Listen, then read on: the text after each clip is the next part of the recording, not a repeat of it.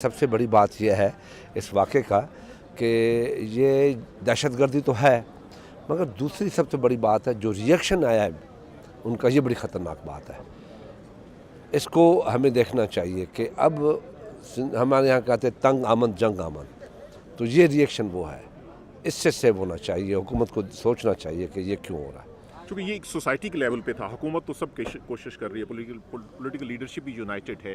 क्या समझते हैं सोसाइटी को क्या मैसेज देने की ज़रूरत है? देखें, ये सारी चीज़ें गवर्नमेंट भी कर रही है, सोसाइटी भी कर रही है। एक दहशतगर्दी तो है, ये खुद क्रिश्चियन कम्युनिटी ने भी कहा है कि ये दहशतगर्दी है, मगर इसका मुकाबला तो हमें सबको मिलकर करना है और करना पड़ेगा।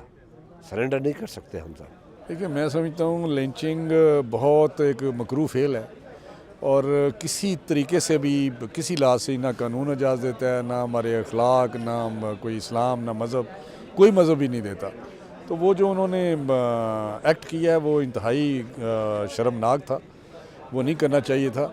लेकिन दहशतगर्दी का रिएक्शन इस तरह करना, इस तरह मैं समझता हूँ कि ये बहुत ही काबिल मज़म्मत है। अगर इस तरीके से क्रिश्चियन कम्युनिटी रोडों के ऊपर आके लॉ एंड ऑर्डर को हाथ में लेके और अगर मुल्क की हालात ऐसे ख़राब करेगी, तो मैं समझता हूँ कि जो दहशतगर्दों के जो अज़ाइम हैं वो उसमें कामयाब हो जाएंगे कि लोगों ने अपने हौसले के ऊपर काबू नहीं किया और वो बाहर निकल आए और इस तरीके से आपस में लड़ाइयाँ शुरू हो गई। मैं समझता हूँ हमें सबसे पहले हमारे लिए पाकिस्तान है। अगर हमें कितनी भी जानें देनी पड़े, मेरी जान चली जाए और किसी की जान चली जाए, मगर मैं कभी ये नहीं कहूँगा कि लॉ को, कानून को हाथ में करके खुद जो कानून के ऊपर आप भरोसा करें। अगर हम कानून के ऊपर भरोसा नहीं करेंगे तो फिर दहशतगर्दों के ऊपर भी फिर हमें ये नहीं कहना चाहिए कि दहशतगर्द ये कर रहे हैं।